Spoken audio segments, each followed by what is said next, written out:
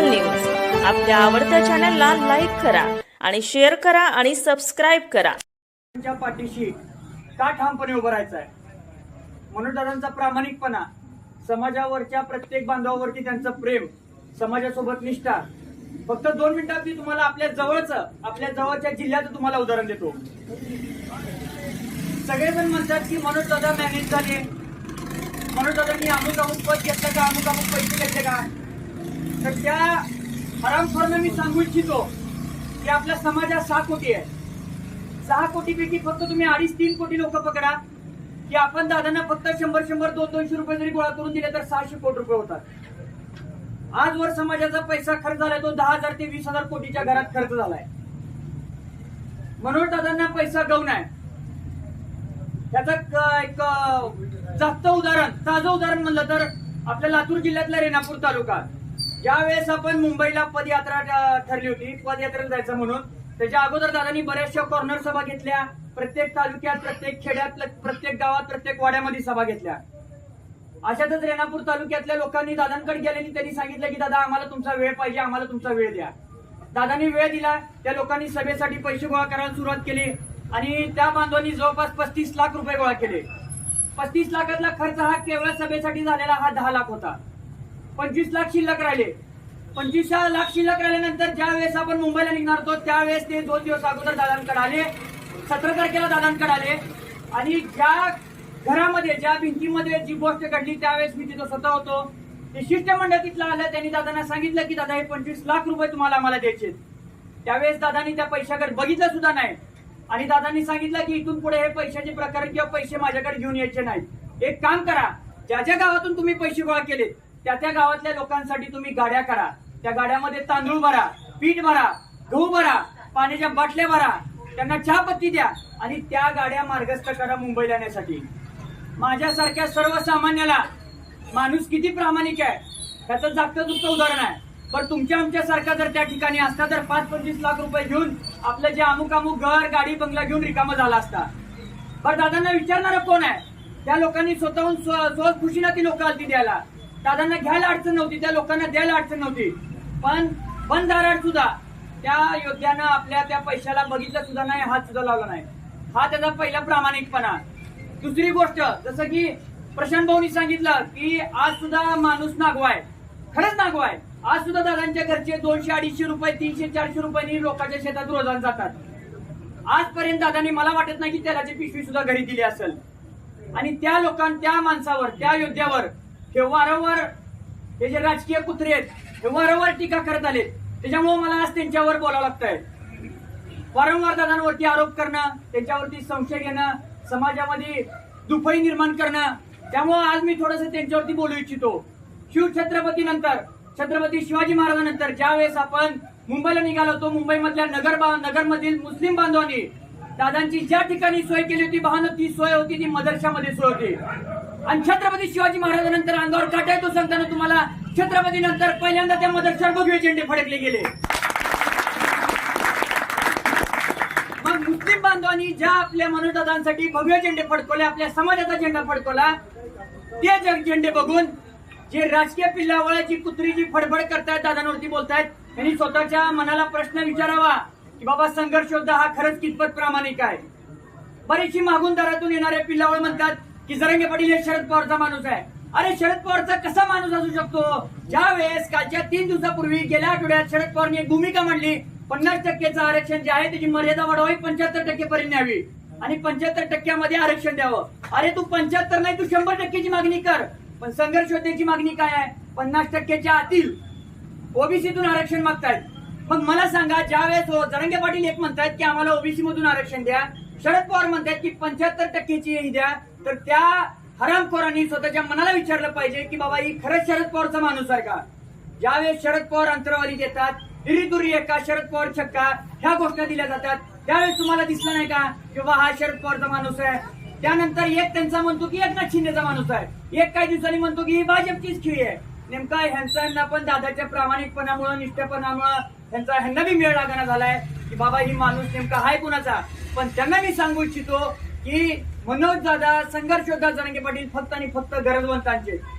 आणि आम्ही इथे समन्वयक, मी थोडं दादांचा शब्द थोडं दुरुस्त करतो, आम्ही समन्वयक किंवा आम्ही खूप दादांच्या जवळ आहे, दादांच्या संपर्कात असतो, दादा आम्हाला जवळ घेतात म्हणून आम्ही खूप दादांच्या जवळ अशातला भाग नाही. आपण सगळे मराठा सेवक म्हणून त्याच टेबलवरती आपल्यासोबत तोही माणूस आपल्याच टेबलवरती आहे, एका लेवलला आपण सगळे आहोत. दादा वारंवार म्हणतात की समाज माझा मालक आहे आणि खरंच आपल्यासारख्या गरजवंतांनी दादांना मालक मानलेला आहे. हे म्हणतात की दादांनी जरांगे पाटील एकट्या समाजाचा मालक नाही. अरे बाबा, जरांगे पाटील म्हणतच नाहीत, गरीब गरजवंतांनी त्यांना समाजाचा मालक मानलाय आणि ही सत्य परिस्थिती आहे. त्याच्यानंतर बरेचसे जण म्हणतात की जरांगे पाटील आमच्या फडणवीसांवर का वारंवार बोलतात. मला सांगा, 1.5 वर्षात 2 वर्षात 67 दिवस उपोषण झालं, 6 वेळेस उपोषण झालं, एकदा तरी फडणवीसची चक्कर आहे का? एकदा तरी कोणत्या भाजप नेत्यानं सांत्वन केलंय का? एकदा तरी त्यांच्या घरी जाऊन भेट दिली का? एकदा तरी तब्येतीची चौकशी केली का? गाव पाड्या खेड्यातला बांधव तिथं जाऊन रडतो करतो, ह्यांच्यातला एक तरी हरामखोर तिथं दादांपाशी गेला का? की बाबा तुमची तब्येत कशी आहे, तुम्ही औषध पाणी घ्या, उपचार घ्या, दवाखान्यात तुम्ही कधी भेट घेतली का? कधीच नाही. आणि त्याच्यामुळेच ह्या गोष्टीमुळे फक्त जरांगे पाटील सारखं फडणवीसांना बोलतात आणि सगळं जग जाहीर उघड आहे की आपल्याला विरोध करणारा फक्त आणि फक्त एकमेव आपल्या ती संस्कृती नसल्यामुळे मी सन्माननीय देवेंद्र फडणवीसजी म्हणतो. कारण आपल्या ती सुसंस्कृतपणा आहे. आपण एका चांगल्या उच्च सुशिक्षित आपण समाजात वावरतो, त्याच्यामुळे आपण त्यांना मान सन्मानानेच बोलूयात की तुम्ही ज्या प्रकारे राजकारण करता, ज्यावेळेस त्यांना त्यांचं महत्व कमी करण्याचा प्रयत्न करतात, त्यावेळेस ते तुम्हाला माणूस बोलणारच आहे. बरं, अख्ख्या जगाला माहिती आहे की बाबा फडणवीसांमुळे हे आमचं आरक्षण लटकलं गेलंय. एक लक्षात ठेवा, तुम्हाला प्रामाणिकपणे सांगतो, आपल्यासोबत ना विरोधक आहेत, आपल्यासोबत ना सत्ताधारी आहे. विरोधकांची भूमिका देखील आपल्यासोबत नाही, सत्ताधाऱ्यांची सुद्धा भूमिका आपल्यासोबत नाही. तुम्हाला जर आपल्या लेकरा बाळांना गरजवंतांना जर न्याय द्यायचा असेल तर तुम्हाला मनोजदादांच्या पाठीशी उभं राहण्याशिवाय तुम्हाला पर्याय नाही. का? त्याचं कारण सांगतो. उद्या जर तुमच्या आमच्यातली जी गरजवंतांची आज जी पोरं आहेत, ही पोरं उद्या वर्दीत दिसून नये आणि ही जर उद्या सरकारी अधिकारी झाली तर आपल्या नेत्याच्या किंवा आपल्या स्वतःच्या सतरंजा उचलणार कोण, असं त्यांना प्रश्न आहे. त्यामुळे ती तुमची कधी प्रश्न मांडणार नाहीत, तुमच्यासाठी कधी लढा उभा करणार नाहीत. दाखवा मला एखाद्याला नेत्याला दिलंय, जो कार्यकर्ता त्याच्या गाडीत फिरतो, दाखवा मला कोणत्या पण एखाद्या कार्यकर्त्याला ज्याला 5-50 एकर शेती आहे. उलट त्या कार्यकर्त्यानं आपल्या नेत्यासाठी 5-50 शेती विकली आहे, 5-50 एकर शेती 2 एकरवर आला. दाखवा एखाद्या गरजवंतांसाठी कोण लढलाय का? दाखवा एखाद्या आपल्या कार्यकर्त्यासाठी कुठला आमदार खासदार आला का? त्यामुळे कोणच नाही आपल्यासोबत. आपल्यासोबत फक्त आपले आई वडील, आपण एकमेकांसोबत आपले बांधव, आपण गरजवंत आणि संघर्ष योद्धा मनोज जरांगे पाटील सोडलं तर आपल्या समाजाला वाली राहिलेलं नाही. आणि ही शेवटची संधी आहे, नारायणगडावर यायची ही शेवटची संधी आहे. तुम्हाला सांगतो, जर तुम्ही ह्या वेळेस आलात, ह्याच्या पाठीमागं तुम्ही किती वेळेस आलात किती वेळेस नाही ह्याला महत्व नाही.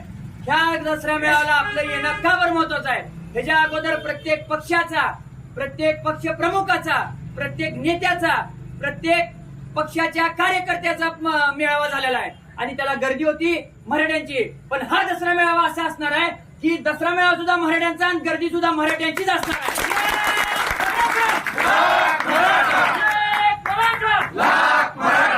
या सगळ्या एकंदरीत गोष्टी समजून घ्या.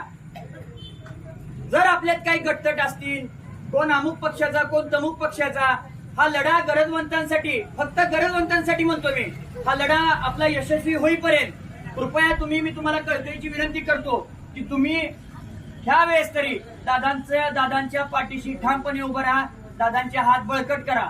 आपल्यासाठी कोणी नाही, कोण म्हणजे कोण नाही. जर तुम्ही आज देखील जर त्या नेत्याच्या पक्षाची जर चाकरी करत असाल तर आपली लेकरं भिकेला लागल्याशिवाय राहणार नाही. तुम्ही लिहून घ्या माझ्याकडनं. आज आपल्या समाजाला ह्यांनी टार्गेट करायला चालू केलंय, एकटं पाडायला चालू केलंय आणि ही आपल्याला कच्चं पिळून खातील, ही सुद्धा लक्षात घ्या तुम्ही. गेल्या 15 दिवसाखाली देशाचे केंद्रीय गृहमंत्री अमित शहा येतात, मान आहे त्यांच्याबद्दल, देशाचे केंद्रीय मंत्री आहे त्यांच्याबद्दल मान आहे, सन्मान आहे.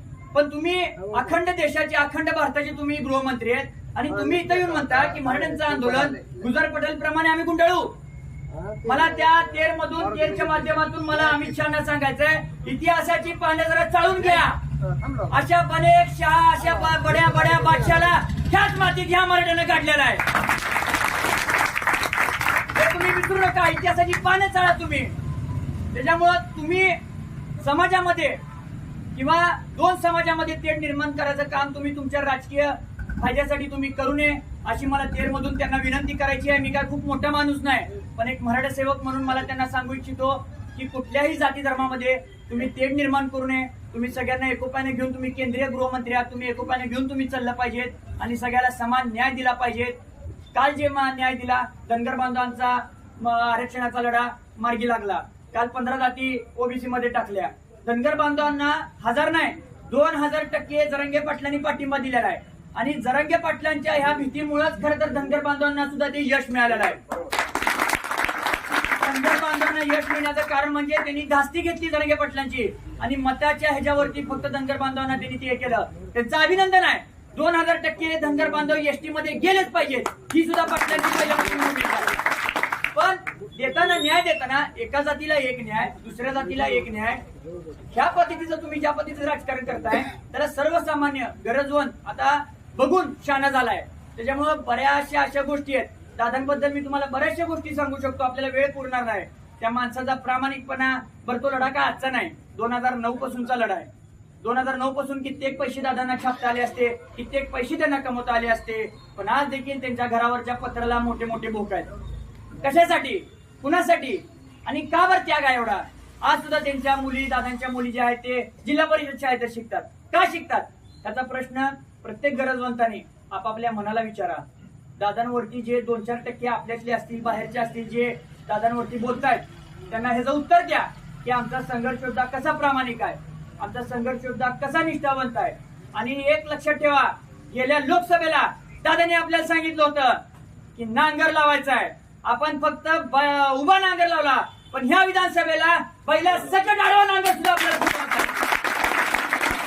विरोधकांना, सत्तेदारांना. उद्या जर दादांनी जर आपल्या मतदारसंघात किंवा आपल्या कोणत्या ह्याच्यात जर विधानसभेला जर दादांनी उमेदवार दिले तर त्याच्या खंबीरपणे आपणच नाही 18 पगड 12 बलुतेदार सुद्धा आपल्या पाठीमागं उभं राहणार आहेत. ह्यात कुठं दुमत नाही. आपण सुद्धा आपल्यातच काय फितूर असल्यामुळं आपण बाजूला सटकले जातो. त्याच्यामुळं पक्ष गट तर सोडून तुम्ही दादांच्या, पुन्हा एकदा मी विनंती करतो की दादांच्या नेतृत्वात काम करा. दादांच्या नेतृत्वात काम करायची संधी सोन्याची संधी आहे ही, आणि ही संधी जर तुम्हाला जर ही करायची असेल, तुम्हाला जर याचा साक्षीदार व्हायचं असेल, दादांचं नाव इतिहासात नोंद झालेलं आहे. उद्या तुम्हाला तुमची लेकरं विचारतील.